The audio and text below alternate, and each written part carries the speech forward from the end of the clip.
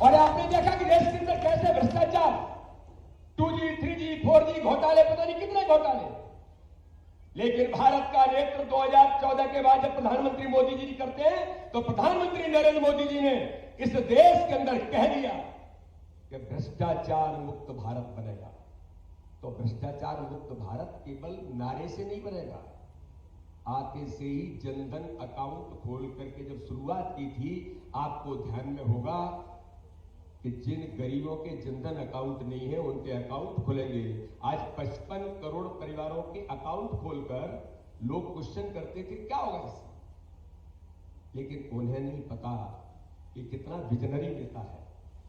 उन्होंने कहा कि देश के अंदर ट्रांसपेरेंट सिस्टम खड़ा करना है, अगर भ्रष्टाचार मुक्त बनाना है तो देश के अंदर जो कभी राजीव गांधी ने कहा था, यह भी नौजवानों को पता होना चाहिए। राजीव गांधी ने कहा था कि 1 रुपया दिल्ली से भेजते हैं तो गरीब तक केवल 15 पैसे पहुंचता है, 85 पैसे दलाल बिचौलिए खा जाते, भ्रष्टाचार में चला जाता है। ये कौन कह रहा है? भारत का जिम्मेदार युवा प्रधानमंत्री। अरे मैं प्रधानमंत्री हूं और मैं ये वक्तव्य दे रहा हूं कि 85% भ्रष्टाचार में चला जाता है। Who is the responsible? कौन जिम्मेदार है?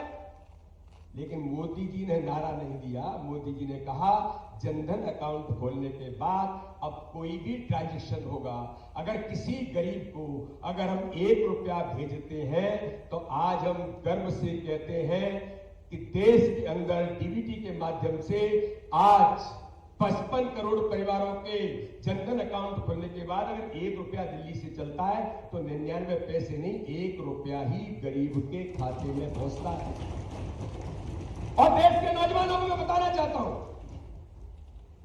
आज भारत के अंदर अमेरिका दुनिया का बड़ा नेतृत्व करने वाला होगा, चीन से लेकर के जर्मनी, जापान टेक्नोलॉजी में बड़े आगे होंगे। लेकिन आपको गर्व है आज की नौजवान पीढ़ी को कि आप नौजवानों के प्रयासों के कारण पूरे दुनिया का नेतृत्व भारत का नौजवान जो अपने टैलेंट के बल पर कर रहा है। मेरे पास उतना समय नहीं है, मैं आंकड़े और लोगों को आपके सामने रखता कि भारत का नेतृत्व आज का नौजवान दुनिया के अंदर कैसे कर रहा है। आज 49% ट्रांजैक्शन दुनिया के देशों में सबसे ज्यादा कहीं हो रहा है तो भारत के अंदर हो रहा है। 49% लोग ट्रांजैक्शन डीबीटी के माध्यम से करते हैं। ये भ्रष्टाचार मुक्त भारत बन रहा है।